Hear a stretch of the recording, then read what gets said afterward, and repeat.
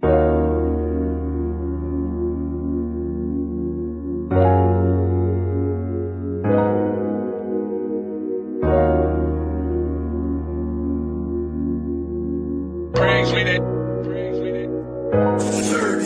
straight up.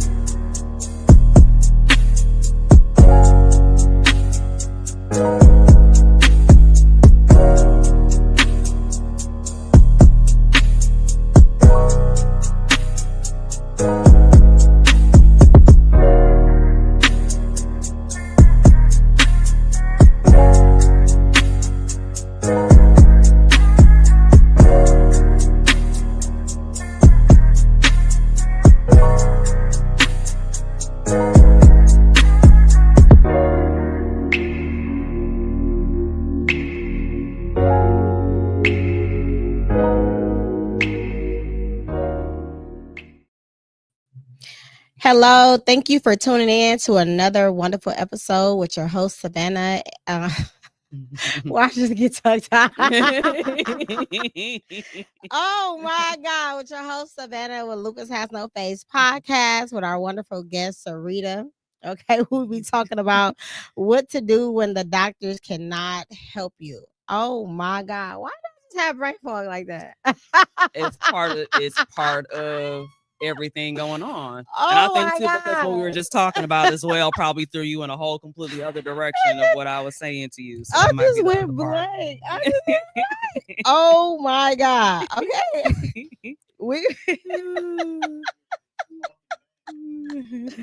We will be discussing what to do when the doctors cannot help you. Okay.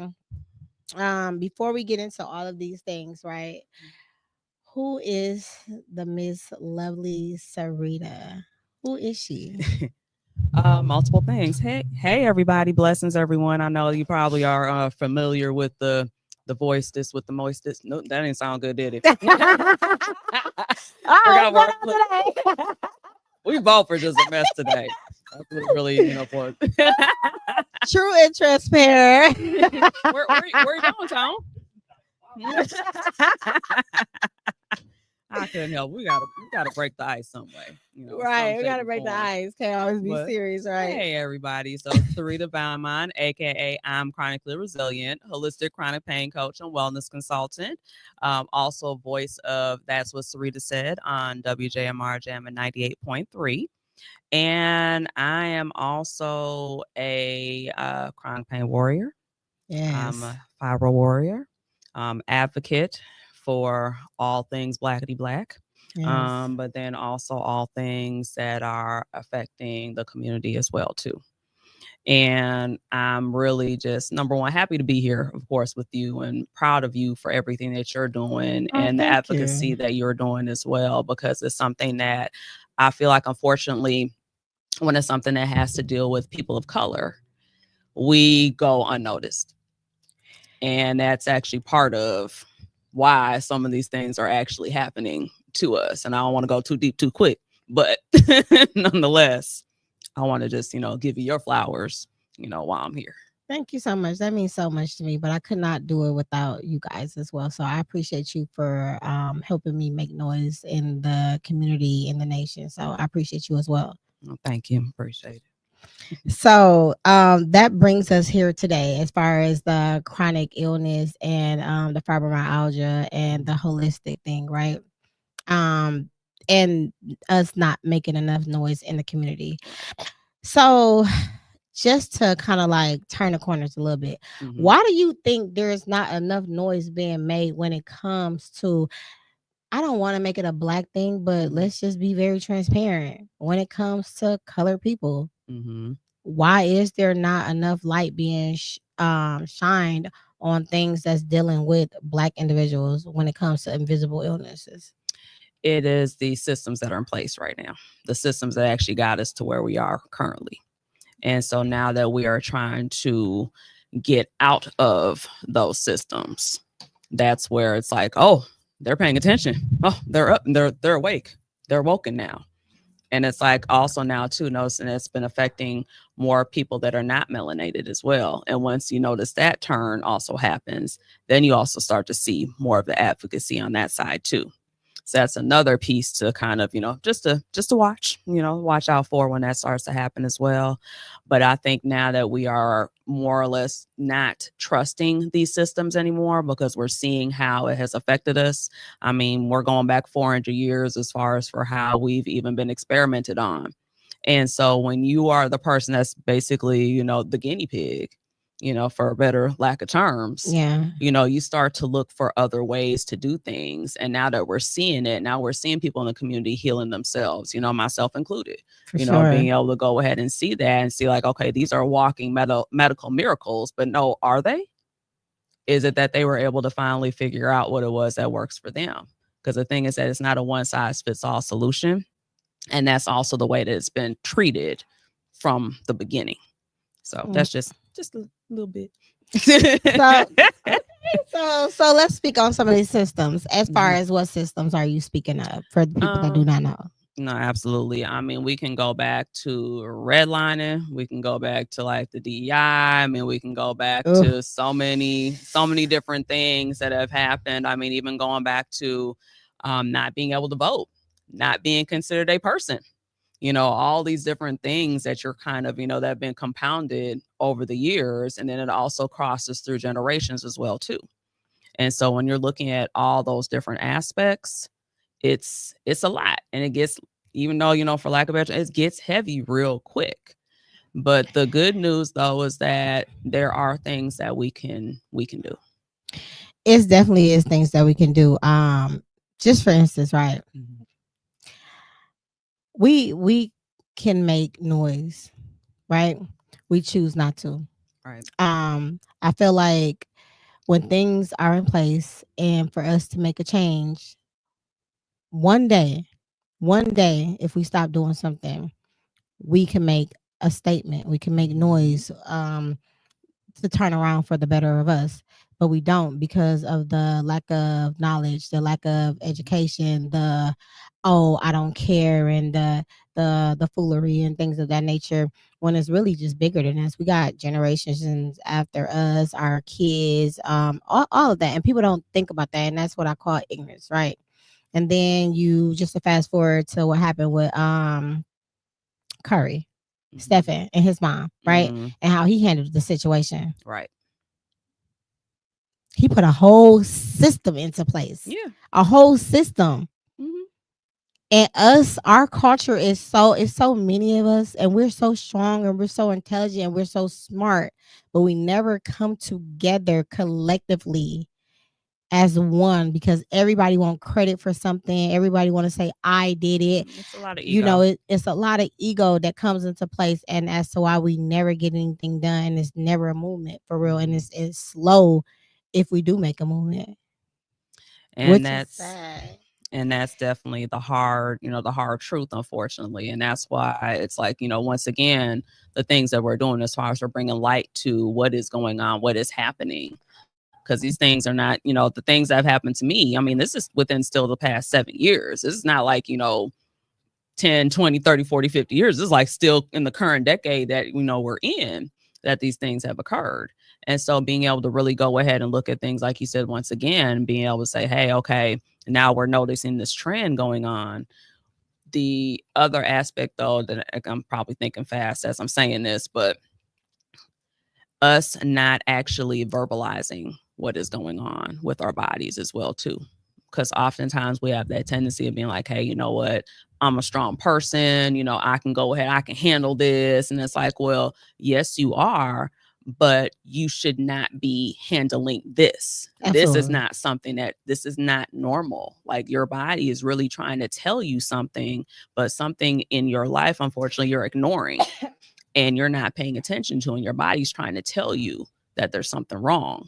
And unfortunately, when you have that split like that, that's another thing that then we kind of have to try to bring you back together. And then once we're able to go ahead and, so to speak, bring you back together, back to yourself, then be like, okay, now let's go ahead and see how we can make a difference and be able to come together with others and kind of, have those conversations and say, hey, this is really what happened. So let's talk about that, because that's why we're here today, right? And that's what got you into the holistic part, right? So what happened to you as to why you got into the holistic? Let's see here. How much time we got? No, I'm sorry. Well, it's the thing. It's like a combination of life, but then also other things kind of being brought to the forefront for me. So what ended up happening is that I was in a bad car accident. I was rear-ended by a drunk driver at a stoplight. I was in the area where the speed limit was 25. She was going at least 60. Yeah. So from there, I was a science experiment for close to 2 years, going to all these different doctors and specialists, and no one could help me, but they could give me a pill. And so in the middle of my journey, I was on about roughly like 7 or 8 medications. And I finally got the opportunity to see an orthopedic surgeon after about roughly a 6-month wait. So when I get in to see him, he looks at me and he's like, okay, he's like, I see that they're, run all these different tests, but have they checked this? And I just started to laugh because I was like, you know what? If you want to run another test, I'm like, you know what? It is what it is. Right. If you find something great, if you don't, you won't be the first person. Right. And I did another MRI and a CT and discovered that I had bone chip spurs going into my nerve in my right shoulder. I'm right-handed. And the type of pain that I was having was basically, like when your foot falls asleep, you have that pins and needle feeling. Well, imagine feeling like that all over your body and also feeling like you're on fire at the same time. That's how I was just constantly feeling. So I would usually, my pain was around like a 7 or 8 on a daily basis. But then if I would go into a flare, then, that goes, past that. And then you can't even, count where you're at that point. And so he said to me, he's like, you know what, we need to go ahead and do surgery right away, which turned out to be a 4-month wait. And in the interim of that, I still was pretty much going back and forth with that pain. And so taking those, kind of trying to mask things with the different medications. And during that time frame, unfortunately, my mother fell ill. And it was basically, unexpectedly. And then it was about roughly a month before my scheduled surgery that this occurred. And I went down to, check and see what's going on. And unfortunately, I lost my mother. I'm sorry to hear that. Thank you. And so that was about roughly, 7 years ago now that occurred. And then from there, I had to, unfortunately, because I'm an only child, I had to plan everything because my father had shut down, just mentally, physically, everything. Because the week prior to my mother's transition was my parents' 55th wedding anniversary. And so they didn't get an opportunity, of course, to celebrate that or anything. They're actually supposed to when she had fallen ill. So I had to take over. And of course, I'm also at a 9 or 10 on the pain scale at the time as well, doing all of this and still, functioning. People were thinking that I was okay. And I'm like, I was just numb at that point, just because of, when you're in pain for so long, your brain just kind of blocks it out. And you're just like, you're just functioning until one time you might be like, oh, that's a little different. But then you kind of, but then you might be like, then you keep, kind of going. And which is, of course, not what you should be doing, by the way. But I ended up coming back up here. And then I had the surgery. And of course, I'm giving y'all the short version. Then I had the surgery. And after I had the surgery, I ended up losing the motor functions in my right hand.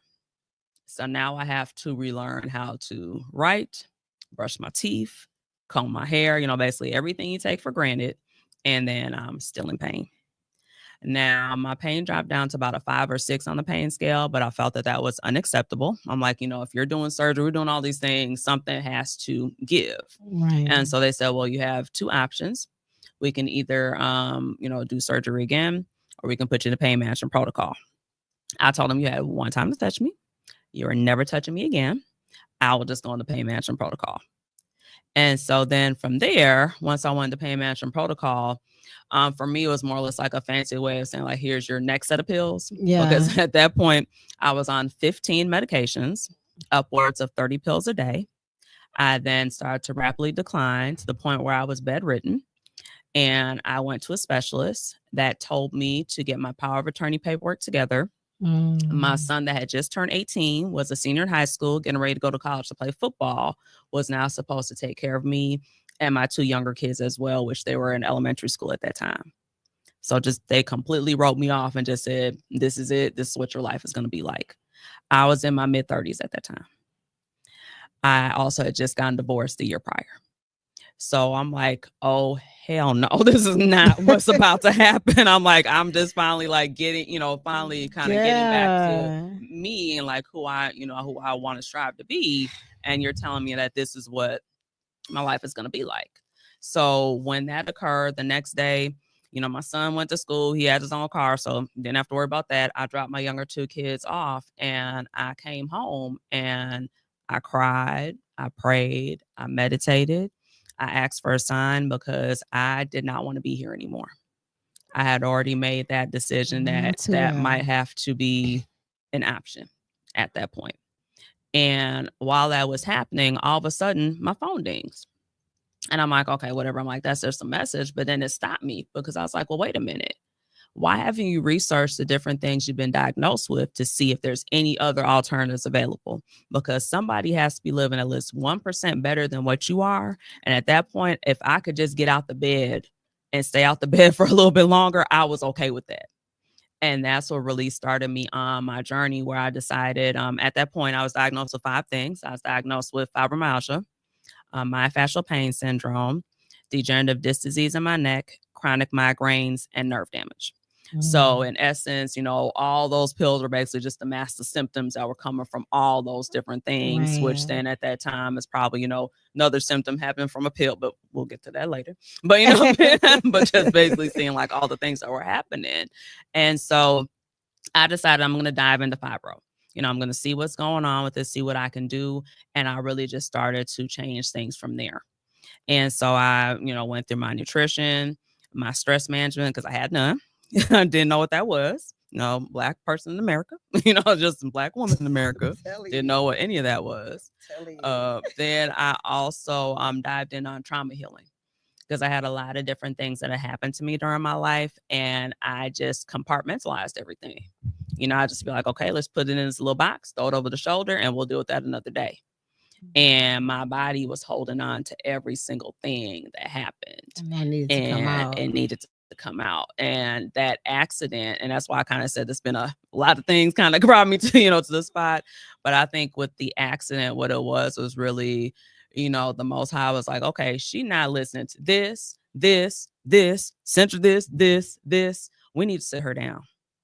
Because if we don't sit her down, she is not going to make it for her purpose and the things that she's supposed to be doing. We got to sit you down. And that really, during that time frame, I was sat down. I was in my bed. Google was my best friend, Google and Amazon. I was having books coming and whatever I was researching. I was like, okay, let me get another book for that. Let me get a book for this. And I was just, educating myself because I'm like, at this point, I'm like, I'm now my doctor. Because I can't, unfortunately trust the physicians that I'm going to. And I had, 3 doctors I had to fire, during my journey, where I had one doctor I went in to see. And I was actually happy so normally, I'm not normally happy to see my doctor. But at this point, I was actually happy because at that moment, I was actually in a flare. And I said, oh, good, I'm in a flare. They can actually test me. They can see what's going on because normally when I'm in here, I'm not, or I'm just out of one. So I'm not, in that space. Yeah. So took me maybe about 2 hours to get ready for this 10-minute appointment.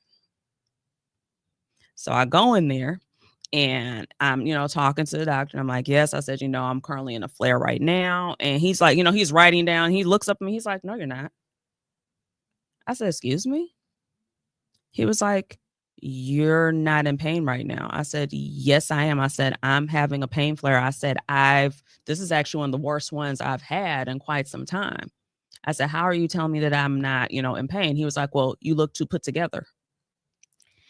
Oh, baby. I didn't have any makeup on or anything. Like I was just bare faced, but still like, but showered, of course, had on fresh, clean clothes because that's how I was raised, but also just a cultural competency. That if you know about people of color in my age range, that we were taught that even regardless of what's going on, I don't know if anybody's grannies used to be like, make sure you got on clean drawers because you don't know if you have an accident. Things like that. It's like, that's how I was raised. And so I'm like, regardless, and like I said, it literally took me like an hour to take a shower because I was in so much pain. I had to stop and sit down and then get back up again. And so I'm like, okay. And I said to him, I said, it took me 2 hours to get ready for this. And you're telling me that I'm not in pain. And he was like, I don't see, he's like, there's nothing really. I said, you know what? I'm gonna leave. I'm gonna help you out. And I'm just gonna leave. That is just so crazy how they can just try to look at you and tell you that you're not in pain. Yeah, but I had another one too that said to me, was in my head, that there's no way that I can be in that much pain, because if I was, I should be I should get admitted. And I said, what is gonna happen when I'm admitted different than what's happening right now? He couldn't answer that question. And so I got up and I walked away. The last one, though, was the funniest one. And I say that very sarcastically because I have, like I mentioned, I have 3 kids. And my middle one, I had natural childbirth and was up walking around within like 10 to 15 minutes, which I don't recommend. You're a beast. I don't recommend it at all. Was not supposed to go down that way. It was a complete, that definitely was not on my bingo card for any of that to happen the way that it did. But he, of course, looked at my file and he said, oh, I see that you had your middle child natural childbirth and you're up walking around within 10 to 15 minutes. I don't understand how you can be in so much pain right now. And I looked at him and I said, okay, first of all, you're a man. Therefore, you don't know what it feels like to have a menstrual cramp, let alone give birth to a child. Absolutely. Also, number 2, I said, you're comparing apples to oranges. When you go through childbirth, that pain ends. This, I don't know when it's going to end. It's continuous. It's not stopping. I said, it may stop for a moment and then all of a sudden it might calm down a little bit and then it comes back up again. I said, that's not how childbirth works. So I see that you're not able to help me. And I got up and I walked away. And that's when I was like, you know what? I am on my own. And from all of the different doctors and specialists that I saw, the only person of color I finally saw that was a specialist was at the very end when I said, I'm done with y'all. And that was her first week there in that pain management clinic. And I said, I'm so sorry that this is your first week here. I said, but this is also probably going to be the last time you're seeing me. I said, because if you can look at my file, you can see how long I've been dealing with you guys and everything is getting worse as I'm here. I'm not coming back. I'm discharging myself because this is not working for me. Listening to you, that is just so sad. Like, how can people just sit there and look at you and just be like, oh, you're not in any pain? Right. And you went to school all of these years and you want to eyeball me and say, oh, you're not in any pain. You don't want to hook me up to no nerve monitor or any shock monitors and none of that. And not just even checking my pulse in some instances where I'm like, and the or thing blood pressure or anything. And that was the crazy part too, because I've come from a line of nurses. Like my mother was a nurse, my grandmother, her mother was a nurse. So like that's the whole. So I'm very familiar with the medical system, and it's like I know what you're supposed to be doing. So the fact that I'm asking you why you're not doing the things that you're supposed to be doing is very alarming. Because it's like, this is what you're supposed to do. You're supposed to document. If you're saying you're not going to do this test for me, then you have to document that because you're denying me care. So looking at all those different things. I'm so sorry that happened to you. That is crazy. Did you even bother to do like a lawsuit? At the time, no, because I was also still grieving my mom. So it was just so much that was on me at that time that I didn't even think about it. Also, too, I happened to have been at that time in a very bad relationship that turned into a DV. And so I had so much going on that was unfortunately not on the forefront of my mind. And I didn't really have anyone around me that could be like, hey, Serita, you probably should be, getting this together, or you should be looking at this way. And of course, at this point, and I'm statute of limitations. Like, I don't know. Is there a statute of limitations on that? And I don't know, because it's like I've honestly never. Because you have everything documented. It would be worth looking into if you even wanted to deal with that, because that's crazy. But then also too, I see on the same, on the other side of things though, as well, is that the things that I'm doing, And I feel like now, because I don't mention the hospital system or anything like that, it's a very prominent one here, and that's all I'm going to say. But the thing is that, I do that for a reason, because I also know that eventually the tables are going to turn. You're going to actually need the things that I'm doing because of the fact that you guys are lacking this in your space. So feel free. You can definitely reach out to me. So going through all of that, you started your holistic journey. So what was the first thing that you did to get you going? I looked at what I could control. So one thing is, of course, what I'm putting in my body. What am I eating? So you started with food. So I definitely started with nutrition and looking at that and saying, okay, what is the best type of, lifestyle I should live when it comes to my food. And so I decided to go with the anti-inflammatory lifestyle, which with that is it's dairy free, gluten free, and then it's mostly like plant based. It also is still chicken. Still like this thing, sometimes people are like, oh, I can't miss my chicken. There's, you're still able to go ahead and have some of those things. I don't do red meat, just because that's something that can cause inflammation in the body. Yep. I also try to, watch my alcohol intake, as well. So I might, have a drink every now and again, but then if I do, I got to follow behind with like a couple bottles of water in too, just to be able to go ahead and offset the dehydration. And so, knowing that, for my body, that comes with knowing your triggers, right? Absolutely. So you got to be able to go ahead and know, for yourself and for how your body is functioning and everything too. The dairy was a hard one.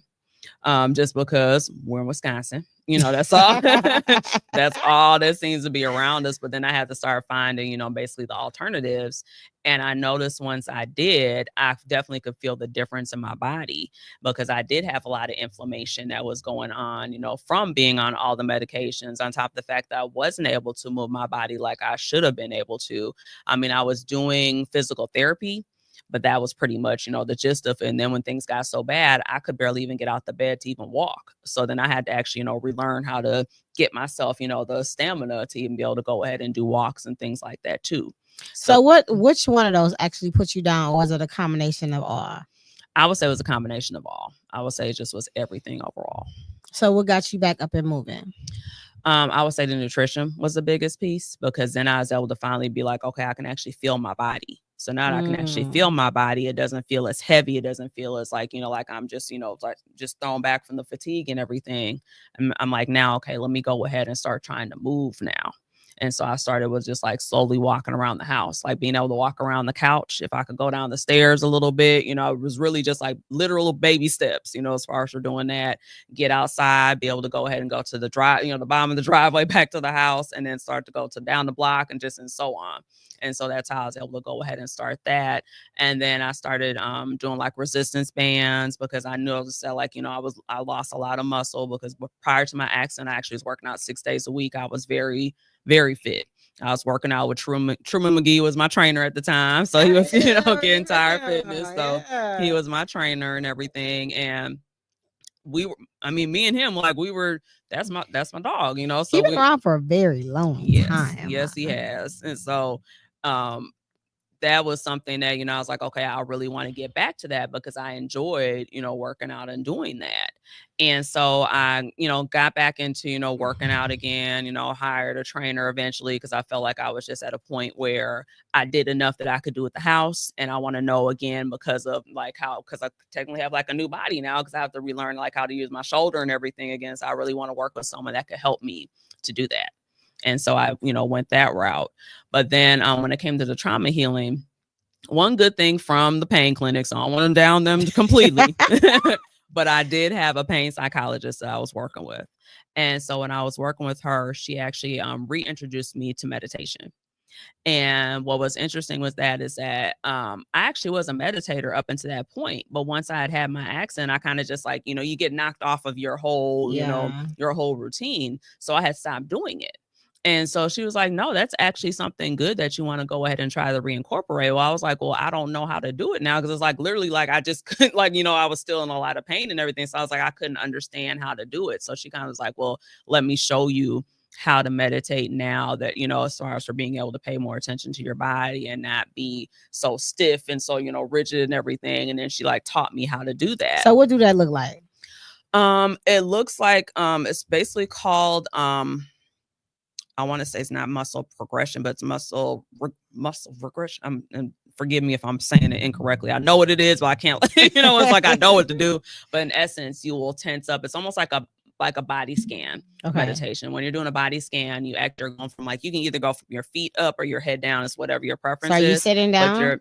Yes. Okay. You are sitting. You can be sitting down or you can be laying down. Okay. So whichever one works for you best. But in essence, what you're doing is you're tensing that particular part of the body and then you're releasing. Okay. So that way, then you can kind of pay attention, like, oh, that's what my body's supposed to feel like when you're feeling the release portion of it. Because then it's like that because in that moment, you're not feeling the pain. So is your eyes closed? Yes.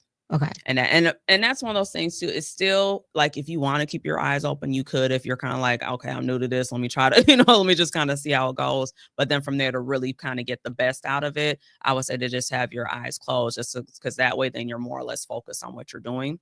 But you can even start up by like tensing up your shoulders, for example, and then bring them back down. And then you can be like, okay, I just want to only tense up my hands and, or tense on my, and just really just go for each part of your body all the way down to your feet. And then once you do that, that's something that then is allowing to kind of release some of that pressure in your body. And it's called meditating. That's one form of meditation. It's called a body scan meditation. So there's like multiple forms of meditation. And I think sometimes people get kind of shy away from it because they think that when they hear the word meditation, they automatically think, okay, I have to like stop thinking, like my brain has to stop and I can't stop my thoughts and all that. That's what I used to think. And it's like, that's not what it is. No, that's what I used to think. Not at all. It's just being able to basically to slow down and then it's able to slow down your thoughts.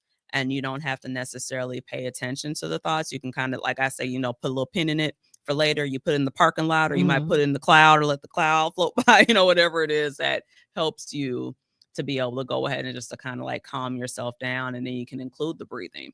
And like some good ones that you can do is like, for example, a 5-5-7 breath. That's something that helps with your nervous system. It actually helps to calm your nervous system down. And a lot of times when it comes to pain, that's part of that has to come partially from your nervous system being dysregulated. And so it's helping you to actually get your nervous system regulated again. And so when you do like a 5-5-7, in essence, what you're doing is you're inhaling for 5 seconds, you're holding your breath for 5 seconds, and then you're releasing it for 7. And when you're releasing it, you can just be, just blowing, out your mouth. You don't have to be all, aggressive with it if you don't want to. But I mean, if it's something that you're really like you're mad and you just want to get it out, that's fine. You can blow it out, harder. But if you do that at least like 10 times, for example, that can actually get your body calm enough to be able to kind of move forward for the rest of the day. And I think sometimes with something being we might consider so minute, can do something so big, for your day. That's why I often say to people, give yourself 5 minutes. That's even like that gives you enough time to do some breath work and to, and so you gotta be willing to put in the work. Right. You have to be able to go ahead and take that time, for yourself. And I know sometimes we might be so used to doing things for others that we don't take that opportunity to take that time for ourselves, but you have to, because it's one of those things. I don't even want to go into like, the proverbial, you can't pour from an empty cup, but even it's like the thing is that you can't pour from anything. It's not even a cup. It's like I want to work off the overflow. I want my cup to, continuously runneth over. Then that way I can go ahead and help out more. I can't, necessarily do, as best as I can, not taking care of myself. So it's like being able to go ahead and rest, being able to go ahead and take care of the vessel, because the vessel is what's going to be able to help you in your purpose. For sure. How long did it take you, like when you were down, how long did it take you when you started your holistic journey to start like seeing progression? So once again, this is not a regular normal situation, but for me, I really was just at the point where I'm an all or nothing person when it comes to things like this, for like when it comes to my health. So it's like, okay, I have to do this. So it actually took me 4 months. And I know that sounds wild, so dedicated, but I was completely dedicated. Like I had my kids, were even like looking, because I told them, I said, don't bring this mess in my house. I said, if you want to eat whatever, like my son would be in his car eating because he'd be like, I want some McDonald's. I said, well, you got McDonald's money. You go ahead because you working. You go do what you need to do. I said, but I don't want that in my house. I said, you see what's in this fridge. That's not coming in here. So I'm not condoning what you're eating. I said, I'm not putting you down either. I said, because you're wherever you need to be at in your journey at the time. I said, but I said, for me to respect me, please don't bring it in, because I said, this is bigger than this. I said, if you want me to be here for you and for your, for your siblings, I got to do this. And he's like, okay, Ma. He's like, say less, I'm not going to, do any of that. And he did. He was, but it would be funny because one time I was like, is you really in the car? You know what? Like, you could have just stayed in the parking lot there and just ate it. Like, why'd you even drive home? He had to eat something. He had to eat something. He was like, mine. He had to eat something. He was like, shoot, I want some salt. Right, I'm like, hey. So, oh my God. Okay. What were the initial health concerns that? Well, no, we talked about that already. Which holistic treatments have you tried, and what promoted you to choose them? Okay. I would say from like the research aspect of it, like I definitely was looking at different herbs, however you want to say. So I'm West Indian, so if my accent comes out in different times, so whatever, herbs that I was able to go ahead and kind of research, like for example, like turmeric is a big one. Curcumin, which comes from turmeric as well too, where if you put a black pepper, that also activates it, so in that way it can go ahead and help the inflammation in the body. Also can help with some blood pressure, can help with your skin health and things like that as well too. Let me see what else. Sarsaparilla as well too. That's something that can go ahead and kind of helps as far as you're balancing out hormones for your body, and also helps with iron, because I noticed for myself that my iron had always been low, but it was super like apparent, when I was going through this. Also like getting my panels and things done, and being able to go ahead and kind of see where things were at. So like I noticed that like my vitamin D was also very low, because we're in Wisconsin. We're not out in the sun like we're supposed to be. And so therefore that's something that's definitely a hard thing for, a person of color, so it's always something like those are a couple things to kind of just look at off the bat just to see, and then kind of go from there when it comes to supplementation. So that was one big piece, because I noticed that even with regardless of how much I was eating, because I was definitely like, okay, I got to be doing this and this and this, I still wasn't getting enough, as far as for like I said, for iron and things of that nature. So that part definitely helped me. Okay. So what did you have to do to make sure you had enough iron? Actually, it just was from the actual iron pills that I started to take. So I did take an iron supplement. Okay. And so that's something, and the ones that I take are not hard to the stomach, because that was something else too, that I used to try to take different ones, and I used to get sick from iron pills. And so I got to a point that I had stopped taking them.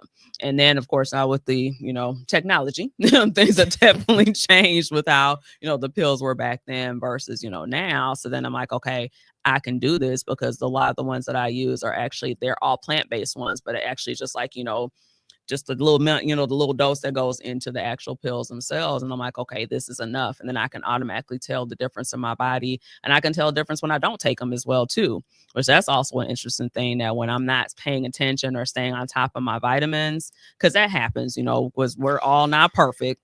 And so it's like, it's one of those things where it's like, there might be a day or two that I might miss, but then I will notice right away too when that day or two happens. And so I have to, make sure I put like reminders in my phone and things like that, to make sure that I'm staying on top of it. So, okay. So I went to the doctor today, right? For some odd reason, they don't know. They haven't got the test back yet, but my blood pressure was high.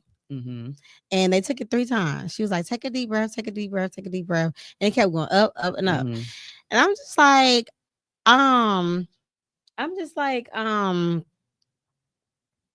well, Tom, I'm texting you. You're not responding. And I'm like, she was like, what are you eating? And I'm like, I barely, you know what I mean? I barely eat for, I said, but I have been having more fast food than I normally do or whatever. And then she was like, no, it's something that's going on. I said, well, I am stressed because I got these events coming up. And she was like, no, that's not it. or whatever. And she was just like really on me, and it just kept going up. And I was just like, she was scaring I was gonna me. say she was stressing you out. Yeah, Actually, she was stressing me out. if she would have actually left the room and let you like have a few moments to breathe, because I don't think that they realize that when you're constantly going to doctors like that, that causes a panic within itself, because you're like, I don't know what you're gonna come up with next.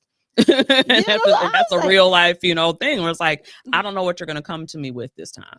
Yeah, and I was just like, and I see it going up. So I'm looking, I'm just like, okay, this hypertension, like what's like what? And I'm looking at her, and she's like on me, like she's mothering me, and I was like,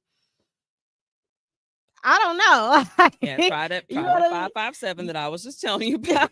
So I was saying that to say, like, even though nothing has came back yet, like, what would you suggest, like, as far as natural things? Well, just like I was just mentioning, like doing the breath work.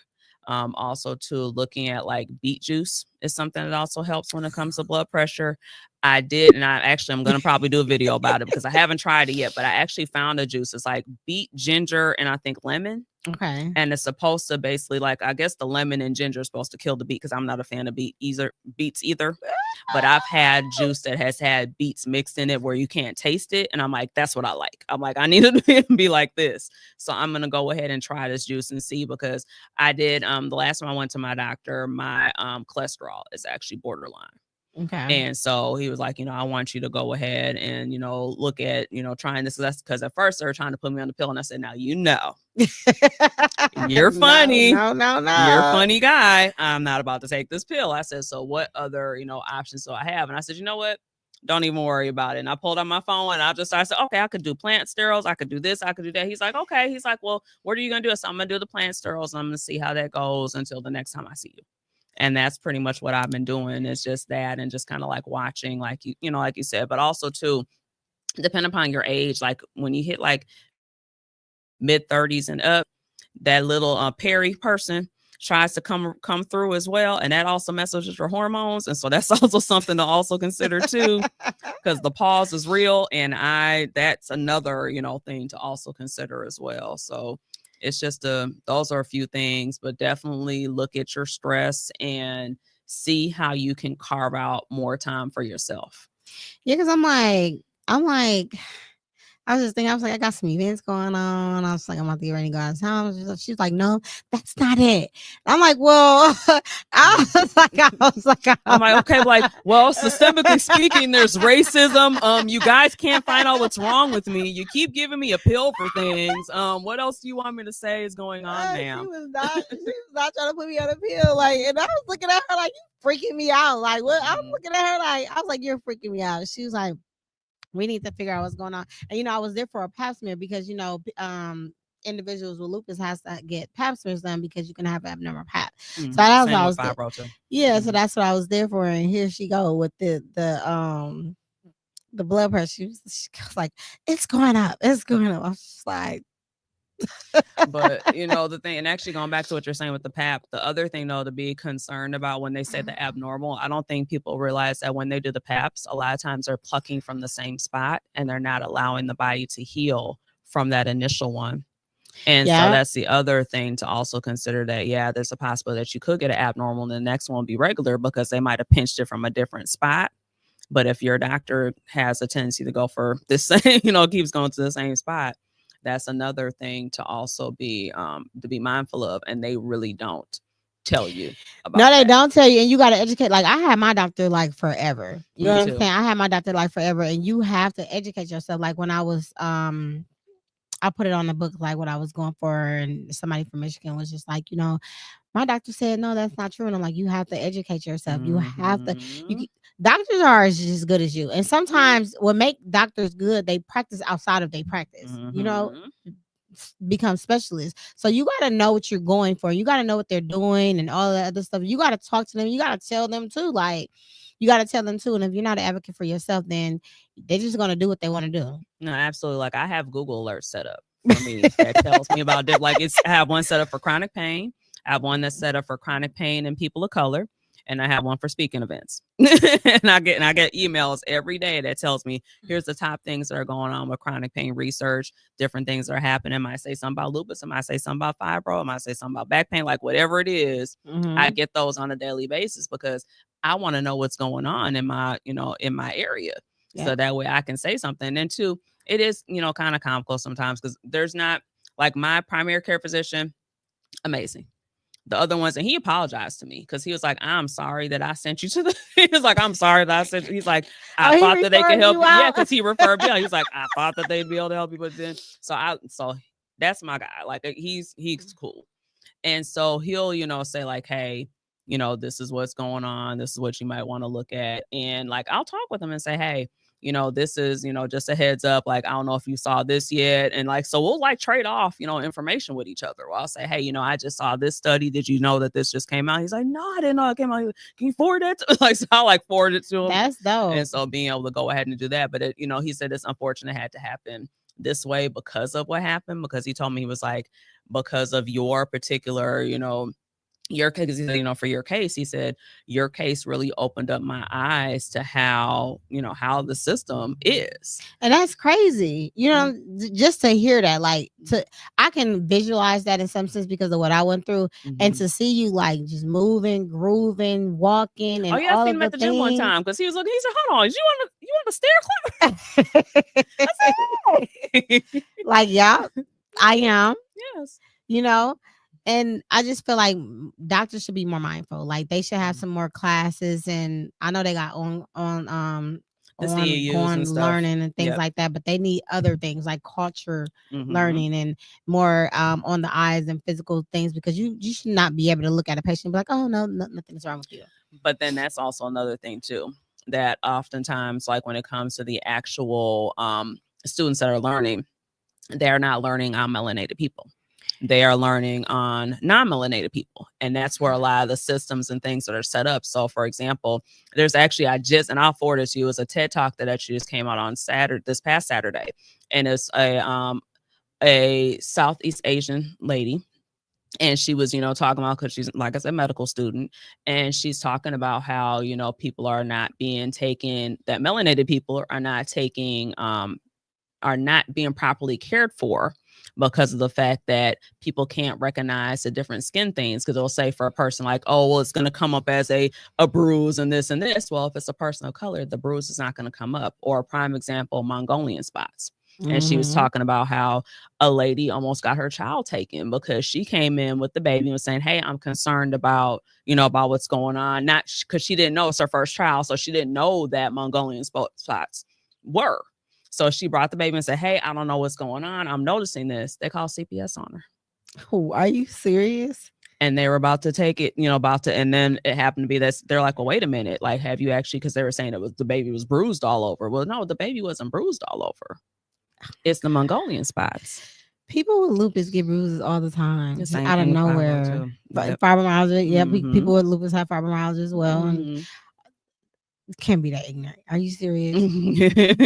But they don't pay attention. That's the thing. It's unfortunate that they don't look at that. And even like for the aspect of pain, there was actually, I believe it was in 2016, it's about approximately 60% of medical students that were first and second year residents thought that people of color had thicker skin and therefore could withstand more pain.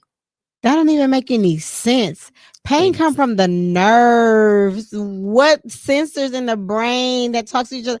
What the skin has anything to do with anything? That's how and the I'm systems not even in medical school. That's how the systems are set up. So that's what you're looking at. For you kidding me? They in medical school. They did not think that. That's dermatology. 2016 survey. Are you serious? Dermatology? No, it wasn't. I don't know if it was the skin. I'm just saying that's the skin.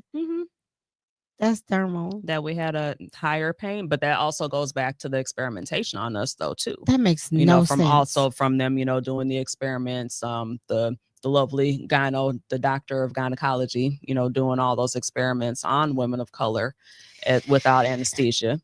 And, all those different things. And so it's like when you start to get deeper into how the systems and things are set up, it does make you be very leery on when you're going. And of course, I'm not anti-doctor. So before anybody comes through here and says that, I'm not, it's just that I'm anti-uninformed doctors.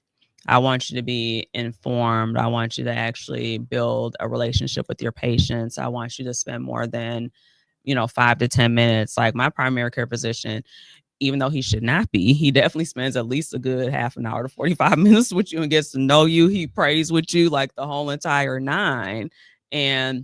But then also too, he ends up being behind because he's making sure that he's taking that time with his patients to get to know them and find out what they truly need. And I'm glad you said it. My doctor is always behind, but I show her grace because she takes out that we be talking, joking, Absolutely. talking about my outside stuff that don't even matter. Yeah. She just has that. She builds that accord, and then she asks me everything that I need and all the other the things. But that is sad because where I work at or whatever, and when I was a floor nurse, they do have you on a time frame, and that time frame does not allow you to do what it is that you need to do for them. Correct. It just does not allow you to do that. The people that's under you get penalized for that. It makes no sense. So the way the system is set up is not to care for the patients. It's not conducive. It's only trauma based, and that's the thing. It's only just to basically get you out the door. Yes. Let's go ahead and patch you up, and let's get you to where you need to be going to. Absolutely. And that's why it's like, now we have to go ahead and basically we have to take care of ourselves. And unfortunately, it's not something that we're necessarily taught in school. It's something that, you might see from family. Like for me, like I mentioned, my family was originally from the West Indies. And so therefore, I have different things that I was taught to do when I get sick versus like others, where it used to be very interesting with myself and my ex-husband. We'd be like, okay, like, well, I need you to do this and this with the kids. You're like, what is that? What are you rubbing on them? Like, what are you doing? Like, what's going on? I'm like, they're going to be all right, though. They're going to be okay. Yeah. We're going to knock this out, whatever this cold thing is going on.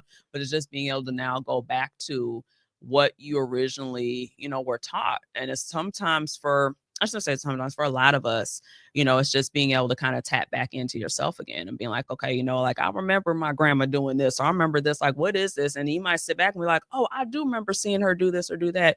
And then you start asking around, you find out, oh, there is a particular thing that you could be doing from your family. And now for sure, it's a lot of my words that I tell them, like remedies that they do at home and stuff that I used to do to my kids instead of just going to the doctor all the time. It's a lot of things that you can do at home to heal your children. No, absolutely. For sure. And then my other thing too is that I also, believe in plant-based medicine. And so I'm a big proponent for like CBD, because we're in Wisconsin. So being able to go ahead and say, CBD was a big piece that like helped me when I was getting off of the medications and things as well too. Because I still was having like the last thing that I couldn't get off of, which I should say I thought I couldn't get off of, was my migraine medication. And it was just because whenever my migraine would come on, I'd have to take this pill. And unfortunately, it would bring the migraine all the way through, but then it would like stop it. And then I would kind of be okay for a couple of days. And then I would have like another like mini headaches that would come after that. And so I was starting to have a migraine, starting to come. And I was sitting with my kids and we're watching a movie. And I said to my son, I said, I got to go lay down. And he looked at me, he said, oh, you about to get a headache, aren't you? Because like, you start, your kids, they start to pay attention to you and everything with what's going on. I said, yeah, I am. I said, I'm just going to go upstairs and take some. I'm going to go lay down. He's like, all right, well, I'll see you in a couple of days because, they know how it is. And so I said, I had the, the CBD oil right here and I had the box right here. And I looked, I said, okay, I'm going to try this first. If this doesn't work, I still got this, that I always take anyway. So I took the first, dose of the CBD and I went and lay down. And I told my son, I said, hey, I'm about to, I took something, I'm about to go lay down. So he didn't know what I took. I just said I took something, about to lay down. Right. So I laid down. I want to say maybe 10 to 15 minutes later, I sat up and I was like, wait a minute, where did my headache go? Like, this is not okay. So then I got up and I came out the room and my son, like, he kind of like popped up. He's like, Mom, you okay? What's going on? I need to call somebody. Like, what? And I was like, I'm like, no. I said, I feel good. I said, I think I'm gonna come down and finish watching movies with y'all. He was like, you sure? I said, yeah. So I came down there, I sat down and watched the movies with him, everything. He kind of, looking at me, just peeking, every now and again to make sure that I'm okay. And then I'm like, okay, you guys are done now. We were done with the movies and everything. I was like, okay, I'm going to go to bed. He was like, okay, so I'm going to look at you, he's I'm going to check on you during the night. Make sure that's you're okay. So sweet. And I took like another dose of it before I laid back down. But I lay down and I think I heard him like probably like, pop in my room just to kind of like look at me and see. But I got up the next day and I was fine. And I was like, okay, So this you does found not something happen. that works. And that, worked for me. And then I realized like, oh, it actually started to help for like my nerve pain that I had as well too, because I was on the highest dose of gabapentin that you could take. I was taking three pills 3 times a day. So that's the max. Yeah, it is. So I was taking 3,600 milligrams a day. And they wasn't working? No. On top of Lyrica as well too. And all, I was taking all of them. So when I say like I was taking 15, 15 medications, 30 pills a day, that was part of that cocktail of things that I was taking. I'm so happy you just like got rid of that and you own what you own right now. Mm-hmm. It's such a huge difference. The thing though too is like, my body still like it's still detoxing, from it. Like there's still be times where I'm just like, okay, I notice different things, but it's like I'm glad that my body has had that opportunity to kind of flush those things out. And it's like as I'm learning more and more about different things to do, I just, pay attention to it. And sometimes too, I don't even realize like I might be doing something that, well, I should say like this, my body knows, my brain might not be, aware of it. So I just might go with it. And then I'll be like, well, wait a minute. Like I inherently just did that. Like I know it's like lately I've been hearing about like papaya cleanses and things like that. And people eating like papaya seeds like help cleanse and parasites and different things like that. And I'm like, I see papayas all the time growing up in the seeds and stuff. And it's like, that was just something that was intrinsically in me because that's what my family did. And that's how we did our with watermelons, swallowing the seeds and things like that. So now when people are talking about, I'm like, okay. I'm like, people are starting to kind of get because of the going back the to gift, their roots. right? But also the gift and the curse of the internet. People are kind of starting to, learn, but also too, you're able to go ahead and share those different things. Like I'm in a herbal group on on Facebook, and last night I was watching because a lady had posted about doing herbal baths in say I think it was might have been in Trinidad.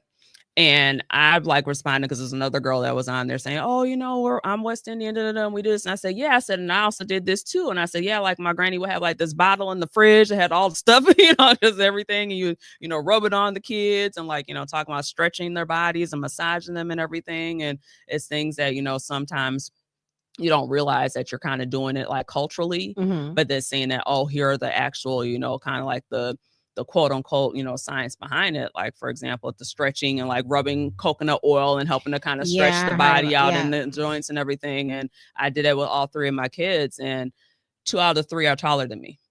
And I said, maybe it's for me stretching. And then I kind of jokingly, my kids are like, well, I guess your mom didn't stretch you enough or whatever, because I'm shorter than them. So I'm just like, I'm 5'6", y'all. I'm not like a little person, just like, but compared to them. That is funny. That is funny. So you think that worked? I think it does. I think it did. What do you did for me? Look. Okay, so I have a question. What do you think about what do you think about? I think it's called hemp almond soap. Mm-hmm. What do you think about that? Because you could use that almost on anything. And in my head, I'm like, if you could use that as soap, but then if you can dilute it and use it as laundry detergent and all-purpose cleaner and all of these things, like, is it really safe to use it as soap? Well, think about it. You can use lemon and stuff as far as for cleaning as well too. So I mean, there's different things that when you put the combination together, it actually is like it can clean different things. So it's like when you're thinking about it that way and looking at it as a natural aspect, yeah. I mean, you also got to definitely read. Yeah, what the just like dilute it with water. That's what all. No, I mean the ingredients as far as like what is actually in everything that you can pronounce. There you go. That's the other thing too. I'm a firm believer of that. And yes, I can pronounce quinoa, but still, being able to go ahead and look at it, if you can read whatever it is on the thing. Yeah, I was looking at that. I'm like, how is it safe to use as soap, but you can also use it as laundry detergent and all-purpose cleaner? And but yeah, I mean, because if you're cleaning your clothes, you're cleaning your body. It just says less chemicals. I guess. Yeah. Okay. Well, I had to ask because I'm like, I see it. And it's a good question to ask. I say there's no such thing as a bad question. Because if you don't know, and the thing too is like you can be asking a question for somebody else that might not be able to ask the question because they're like, I don't want nobody, to feel a way about me, which that's another thing. I don't give a crap. Listen, I'm gonna ask. Exactly. I'm gonna ask because I want to know. Like, I'm like, I can use this for everything. Right. And all it says is you adding different amounts of water for each thing that you use. Mm-hmm. I don't know. Did you seek out any doctors or any community that support your move towards holistic treatments, and how did they influence your decisions? I definitely went like the alternative route. So like I tried acupuncture, I tried chiropractors, let's see what else. Massage therapy. Massage therapy is like my top thing that stays in my life. That's something that cannot go away. That is a thing for me. Yoga. I definitely want to try Pilates for real. Like I've done like the in the house type situation, but I want to definitely, go ahead and go that route. Also, I'm trying to think what other things I've done too. Like saunas, like the cold therapy. Not so much the cold therapy because I'm still kind of leery with it. Like the cold therapy, like how you who just I've did done that? like the cold showers. I have not done like the cold plunge type situation. Okay, because I was like, that one's a little tricky because I know I've heard where it says like when you're having like chronic pain and things like that it could help.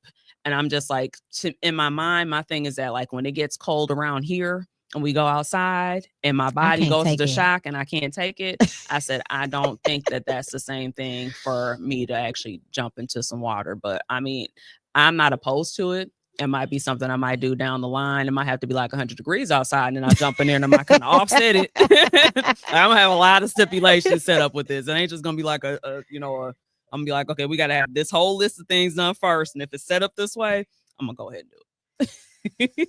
Child, I could never. I seen Toya do it, and she was just like, I don't know. It looked painful. It looked painful. I think it's just one of those things, but also too, I feel like with breath work, you probably could definitely get because my fingers like burn when it's cold here. Me too. So I would know. I probably and that's nerve, and that's the thing, and that's nerve when you're feeling that's a nerve like they be burning. So I couldn't imagine that. Yeah, they would have to guarantee me like. But that's what I'm saying. I have a whole bunch of stipulations. I already told you, so I got a whole list set up. I'm like, we'll have to make this work. I'm like, if not, I can't do it.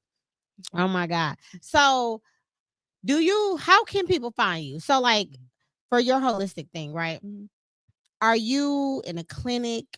Do you have a private study? Like people like me, like how are you accessible?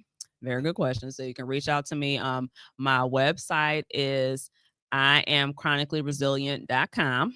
Tom, can you please put that in the chat?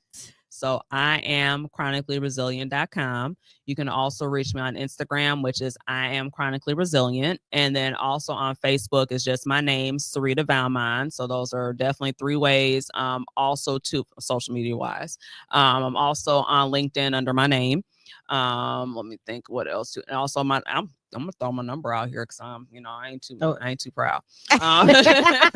262-207-4067. That's 262-207-4067. That is my business line. So that does only work during business hours. So I'm just like Big Red.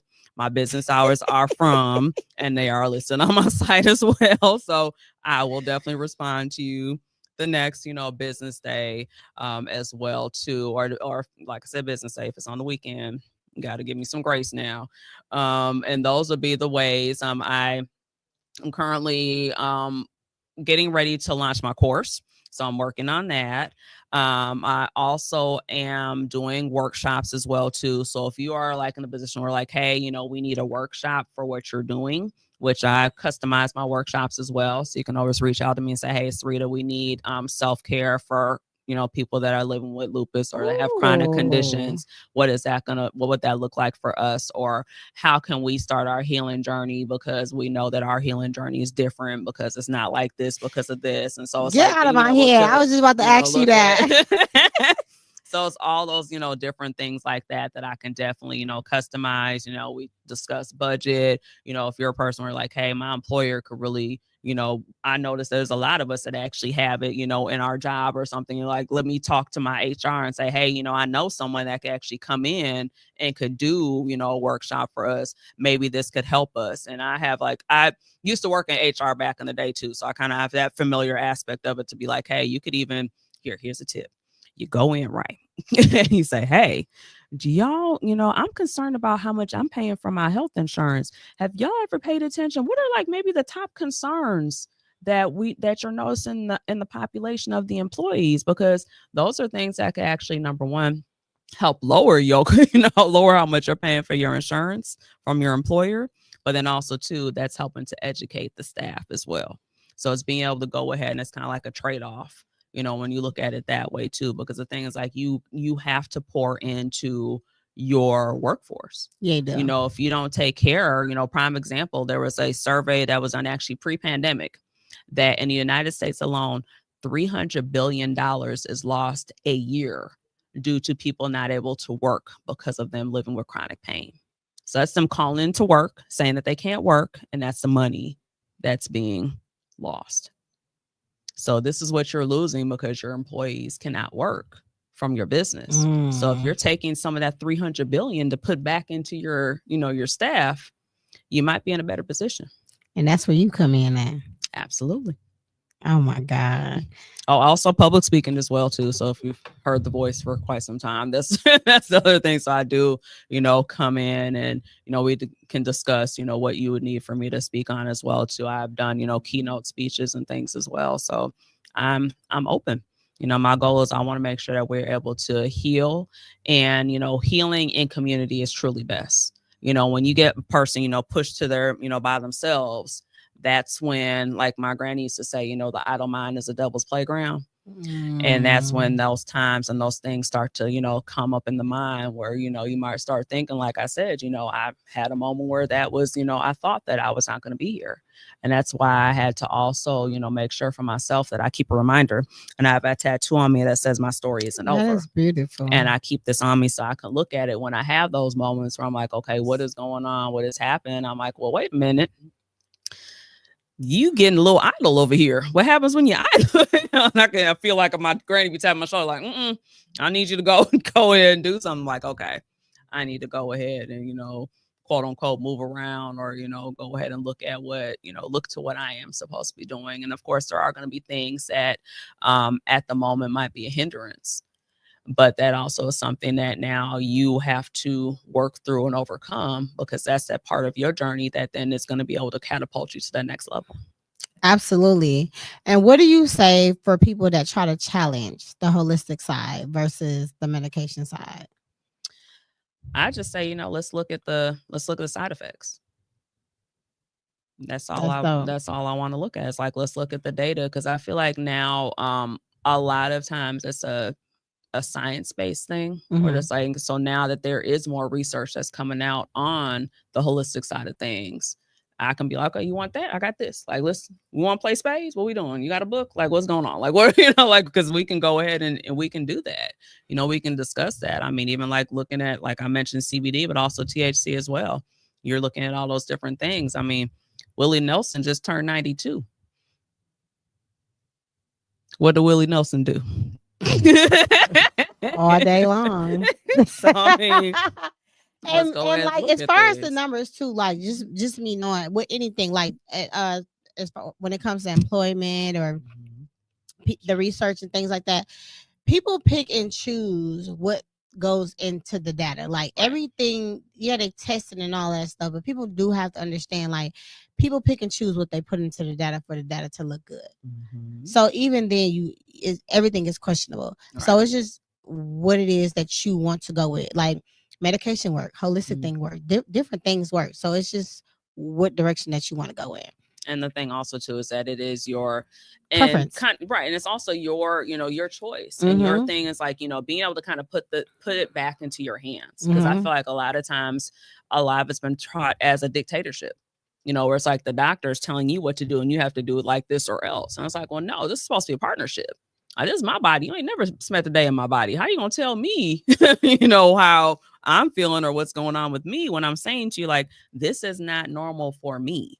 Like, this might sound normal for XYZ and Susie Q, but for me, that's not what this is. So I need you to kind of figure out what this could possibly be. And by the way, I need this tested, this tested, this test, and this test. I know that this is covered under my insurance. You have to just go ahead and put this in. So that shouldn't be an issue. And that's where it comes for people to do their own homework and not just go somewhere and expect for them to know exactly what's going on with you and your insurance. So it takes work on their end as well if they're trying to get better too. Absolutely. You have to go ahead and do the things for yourself too, because unfortunately they're not going to do it for you. You have to be your own champion. You have to be your own advocate. You have to go ahead and say these things. And if it's a situation where you're at a point where you're not feeling strong enough for that, that's when you reach out to us and say, hey, you know what? I've been doing this for too long by myself. I need assistance with this. That's not you saying that you're weak at all. It's like, now we got the village together. We're now going to go ahead and get whatever it is that we need to get. Who can talk on your behalf? Do you have someone that you could designate as a POA? Like all, POA or things like that, like all these different things. Let's look at who could be your medical surrogate. There's so many different things that you could look at to make sure that you're taken care of. But it's like, we also need to know these things. And that's not information that's readily available either. Yeah, you got to be honest with yourself. You got to know your triggers. And unfortunately, like when it comes to the Black and brown community, people think it's all in the mind. But when it comes to the other community, people just go ahead and fix and patch and give them whatever it is that they need. So it's just unfortunate. We got the power. We just got to come together as one, because we make more noise together versus separation. And once we learn that, then we'll be better off as one than separated. So, no, absolutely. With that being said, I do thank you so much for coming. It's been a pleasure having you. We had so much more to talk about. We don't want to forget May 3rd. Please do register at www.lupushasnoface.com for this free, amazing, the 5th Lupus Has No Face annual informational. Serita herself will be in the building. She also will have her vending table in the building with her amazing Bang and Body Butter. There you go. So just make sure you stop by, because I have a limited supply right now, because there is a certain person that has these things called tariffs going on right now that is making it a little difficult for some of us people that like to make our products for our clients. So we're trying to find workarounds. So you want to get my limited supply, so don't feel away if you don't see a size. I need you to just come on through. Come on through. And you see the glow. You see I have it on me right now. And as I often say, don't get caught ashy. So please come on through and make sure, because this is all stuff that is good for your system. Everything is organic. It's stuff that unless you are allergic to plant-based items, you should be fine. So yes, come get it. Come hear her. She's going to be one of the dope speakers as well. There's going to be some other amazing people in the building. They all have licenses, education behind their name. So you're definitely going to get a mouthful. Come network. If you know somebody with lupus, fibromyalgia, rheumatoid arthritis, any invisible illness, it is free. Come get informed. May 3rd from 2 to 4. You would not be disappointed. Until next time, see you soon.